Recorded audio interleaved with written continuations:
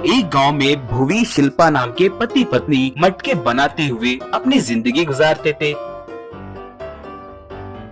एक दिन शिल्पा भुवी से, ओ जी, मेरी दोस्त लक्ष्मी बोल रही थी कि परसों उसकी मालकिन ने अपने गांव में जो नया पिज्जा सेंटर खुला है ना, उसे वहाँ पर ले जाकर पिज्जा खिलाई है और पिज्जा बहुत स्वादिष्ट है, यूँ कह रही थी।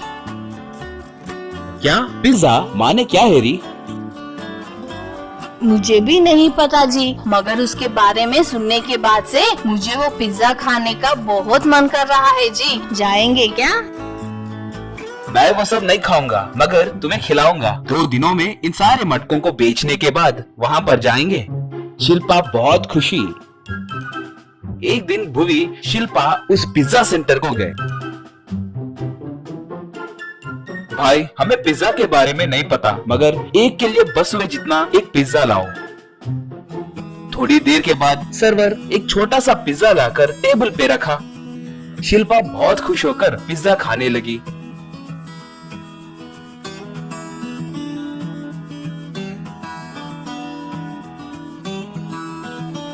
बाद में सर्वर बिल लाकर भुवी को दिया। भुवी बिल देखकर, ये क्या, इतनी छोटी से ब्रेड के टुकड़े के लिए 250 बिल दे रहे हो? मैं 50 या 60 रुपए होगा कहकर सोच रहा था। ये बहुत अन्याय है, तुम लोगों को लूट रहे हो कहकर जोर से पुकारा। उसके बातें सुनकर उस पिज्जा सेंटर का मालिक अरविंद वहाँ पर आया। क्या हम लूट रहे हैं? वैसे तुम्हें इस पिज्जा को कैसे तैयार करते हैं, किससे तैयार करते हैं, पूरी दुनिया में पिज्जा कितनों को पसंद है, तुम्हें पता भी है क्या? तुम्हारे जैसन को अंदर आने देना ही हमारी गलती है। बिल भरने की जरूरत नहीं है, पहले यहाँ से दफा हो जाओ। ये पिज्जा भी खाने का ही चीज है ना जी, इतना बिल्डअप क्यों दे रहे हो? तुम्हारे पैसे मुझे नहीं चाहिए कहकर पैसे टेबल पर रख दिया। चलो रे जाएंगे कहकर शिल्पा को लेकर वहाँ से चला गया। भुवी घर आकर, देखा ना, पैसे हैं कहकर उसने हमारा कितना अपमान किया। मुझे पिज्जा के बारे में अब तक पता नहीं था, मगर मैं उसे बनाना सीखकर अपने मटके के ऊपर ही उन्हें बनाऊंगा, देखते रहो। अगले दिन भुवी कर्जा करके एक स्मार्टफोन खरीदा। YouTube में पिज्जा कैसे तैयार करते हैं ये देखने लगा। थोड़े दिनों के बाद भुवी शिल्पा से, मैं कितने प्रकार के पिज्जा तैयार कर सकते हैं, किन किन देशों में कितने तरह के पिज्जा तैयार करते हैं, ये सब देख लिया है री। अगर हम अपने मटकों में उन्हें बनाए तो वो बहुत स्वादिष्ट बनेंगे री, और ऊपर से खर्चा भी बहुत कम होगा। मैं उस पिज्जा सेंटर वाले को जरूर सबक सिखाऊंगा। ऐसे अपने झोपड़ी के आगे भुवी शिल्पा मिलकर लकड़ी का चूल्हा बनाए। भुवी पिज्जा तैयार करने के लिए जरूरतमंद राशन लाया। उस चूल्हे के ऊपर बड़े बड़े मटके रखा।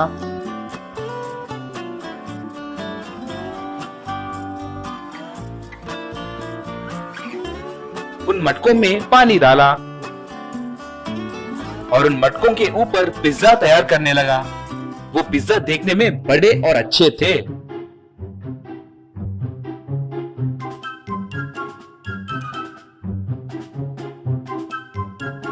उसके खुशबू को सूंघकर थोड़े लोग वहां पर आए। भुवी उन्हें पिज्जा खिलाया। उन्हें खाकर वो लोग आश्चर्य में पड़ गए। ये मटका पिज्जा बहुत स्वादिष्ट है, कितने का है ये?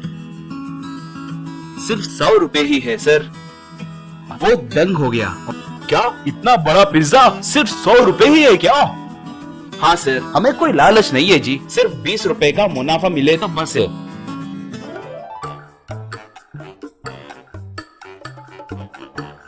अगले दिन से उनके मटका पिज्जा के लिए लोग लाइन में खड़े होने लगे। भुवी शिल्पा दिन में 100 से ज्यादा पिज्जा बेचने लगे। और दूसरी तरफ अरविंद के पिज्जा सेंटर को लोग आना बंद कर दिए।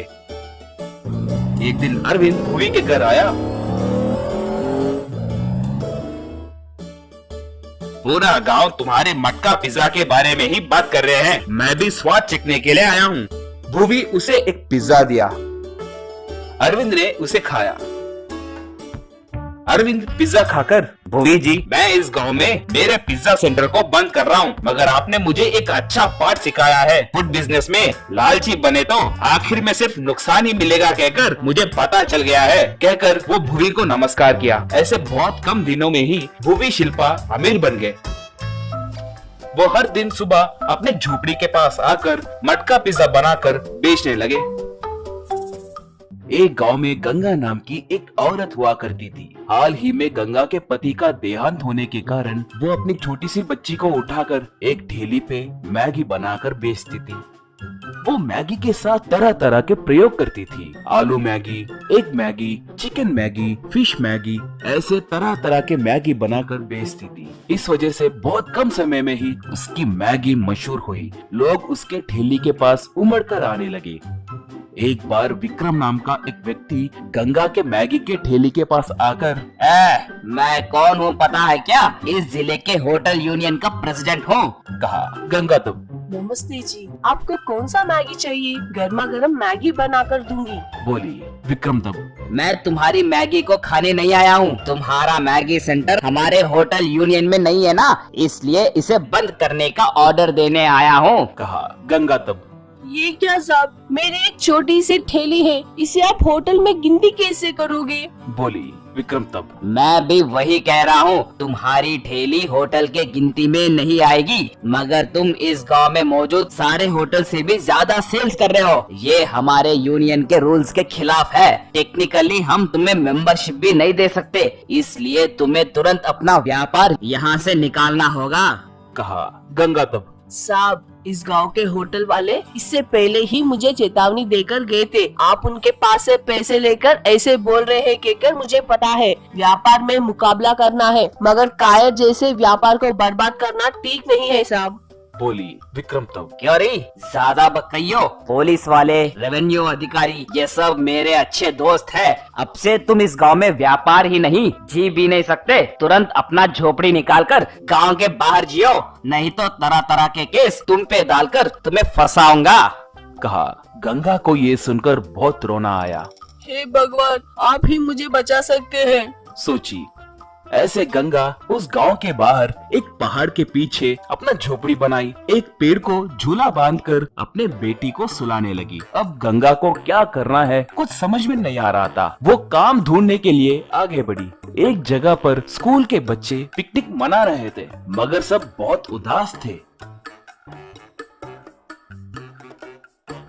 ये देखकर गंगा उनके टीचर के पास जाकर, मास्टर जी, क्या हुआ?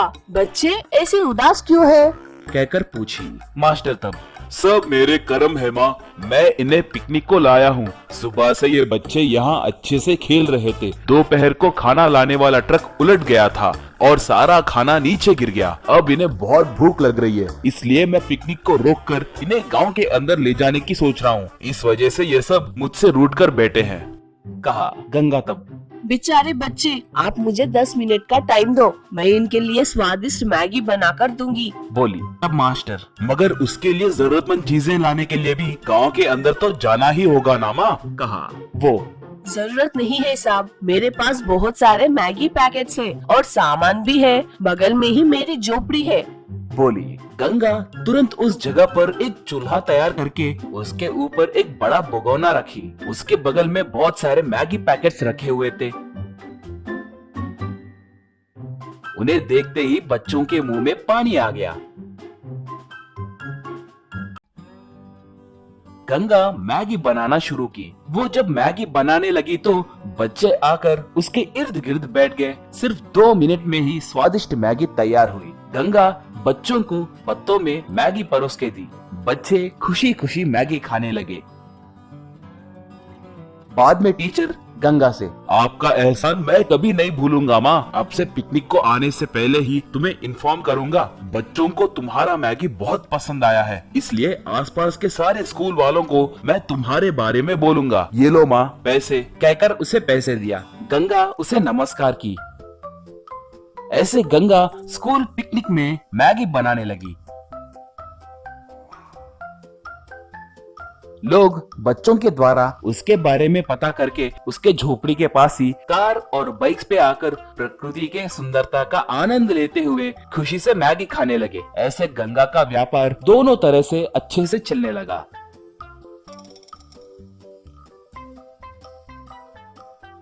वो और ज्यादा पैसे कमाने लगी। विक्रम ये देखकर अपना सर पीटने लगा।